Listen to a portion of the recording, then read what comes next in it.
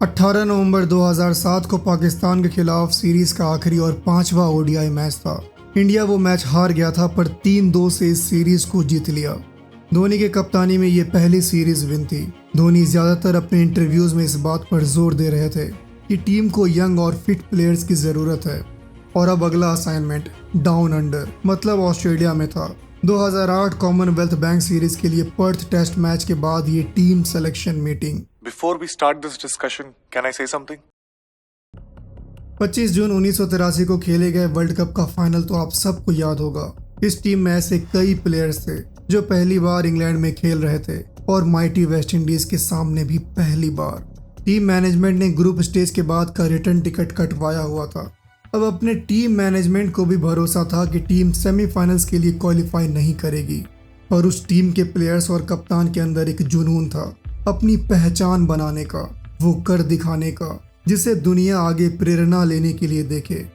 पहला match West Indies के खिलाफ इंडिया ने जीता और फाइनल्स में एक बार फिर से वेस्ट इंडीज के खिलाफ जीत के इंडिया ने इतिहास रच दिया।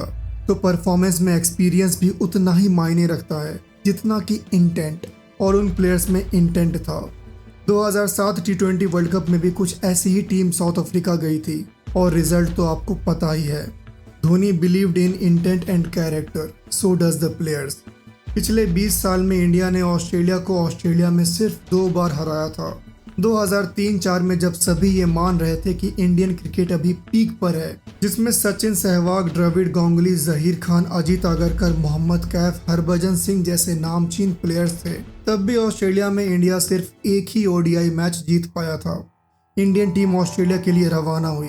पहले 4 टेस्ट मैचेस खेलना था और उसके बाद ऑस्ट्रेलिया और श्रीलंका के साथ ट्राई सीरीज। ओडीआई टीम के लिए सिलेक्शन टेस्ट मैचेस के बीच में होना था।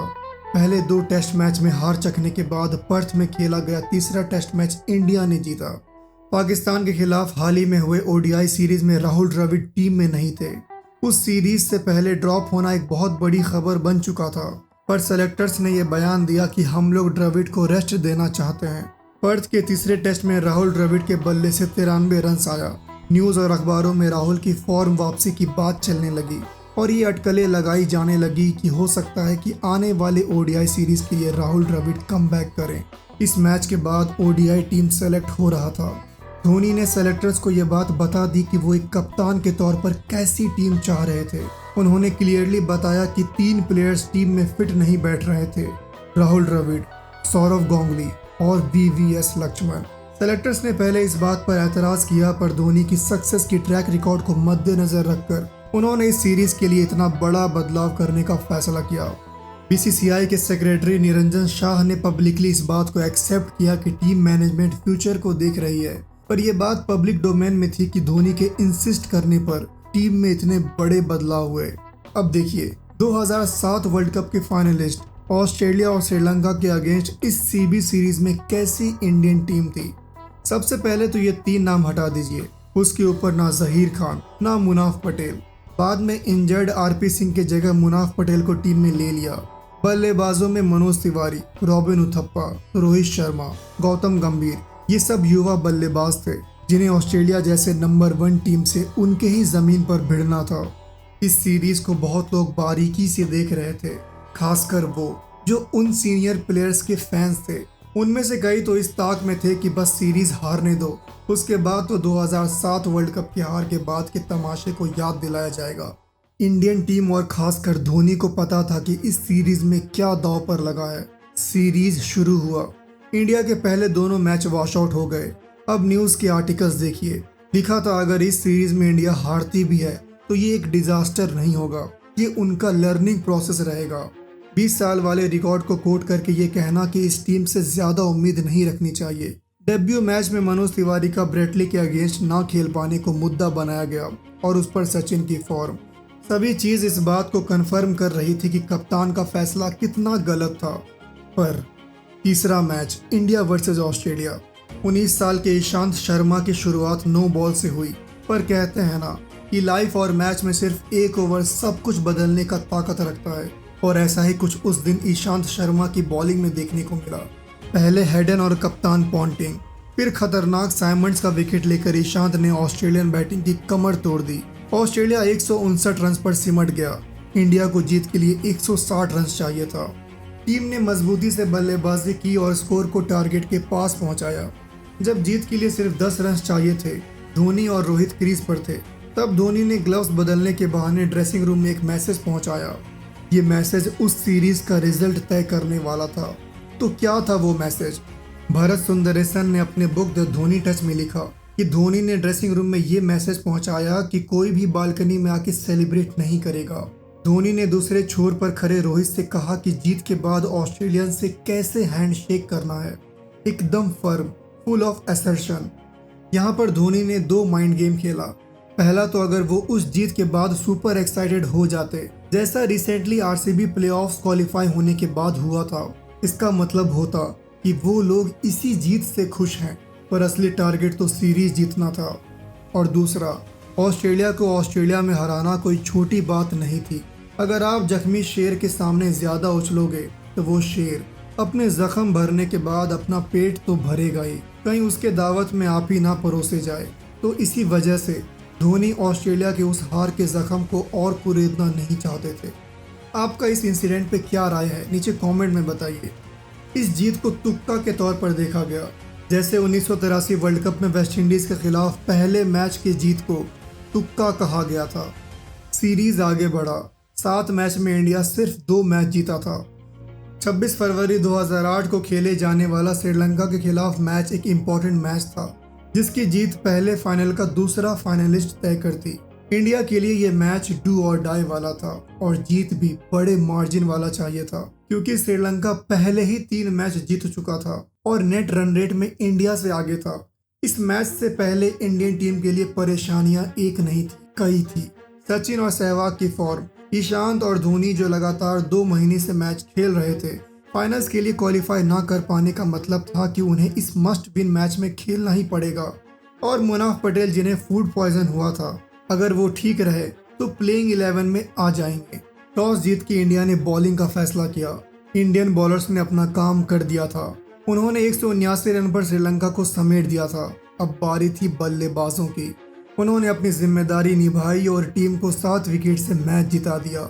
उससे भी बड़ी बात, 18 ओवर्स रहते इंडिया पहले फाइनल्स के लिए क्वालिफाई कर चुका था। पहले ऐसा सिर्फ 3 बार हुआ था।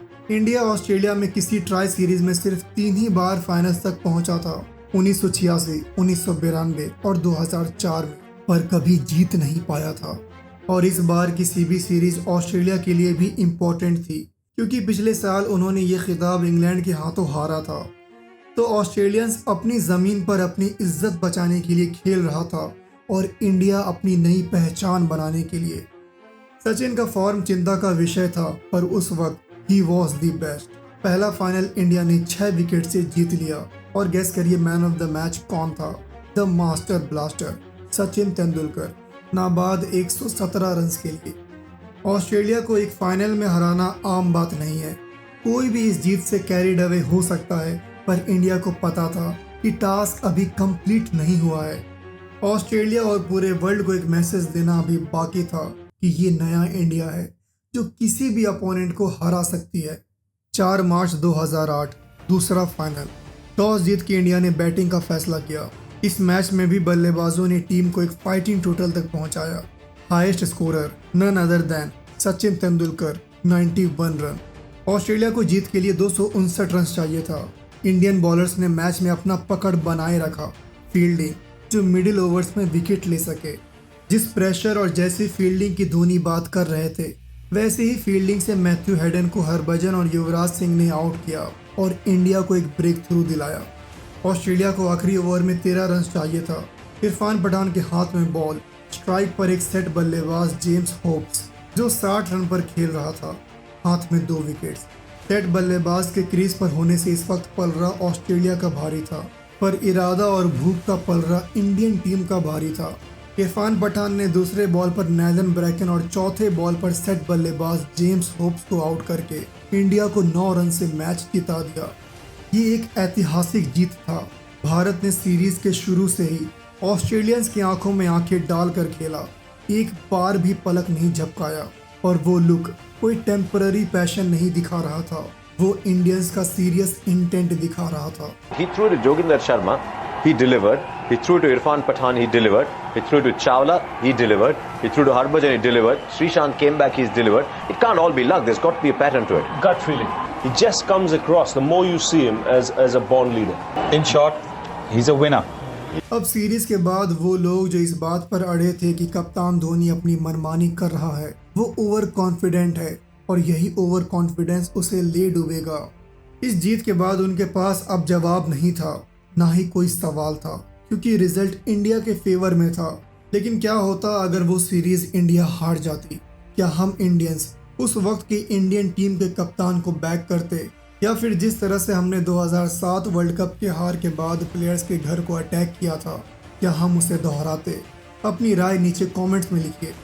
महेंद्र सिंह धोनी के अंडर इंडिया ने एक नया टीम डिस्कवर किया जो प्रेशर हैंडल करना जानता था, क्योंकि धोनी भी शुरू से प्रेशर को हैंडल कर रहे हैं। पहले स्कूल और क्रिकेट का प्रेशर, फिर फैमिली का जॉब को लेकर प्रेशर, और फिर टीम में अपनी जगह को लेकर प्रेशर। उन्होंने टीम में अपना जगह कमाया था, और इसी तरह हमें एक ऐसा कप्तान मिला जैसा हमें 1983 वर्ल्ड कप में मिला था, जिसे जीतने के अलावा और कुछ नहीं आता था। हाँ, उस जीत को पचाना भी आता था। इसी जीत ने 2011 वर्ल्ड कप की जीत की नींव रखी, और फिर 2013 चैंपियंस ट्रॉफी। इस सीरीज में एक युवा बल्लेबाज रोहित शर्मा ने एक दिग्गज बल्लेबाज सचिन के साथ मिलकर इंडिया को मैच जिताया। उस कहानी को देखने के लिए यहाँ क्लिक करिए। इसी तरह हमने टेस्ट में भी साल 2001 में ऑस्ट्रेलिया का घमंड तोड़ा था, जिसके हीरो थे हमारे भज्जी। ये कहानी देखने के लिए यहाँ क्लिक करिए। आपको ये कहानी कैसी लगी नीचे कमेंट में बताइए। मिलते हैं अगले वीडियो में, तब तक के लिए ख्याल रखें अपना और अपनों का।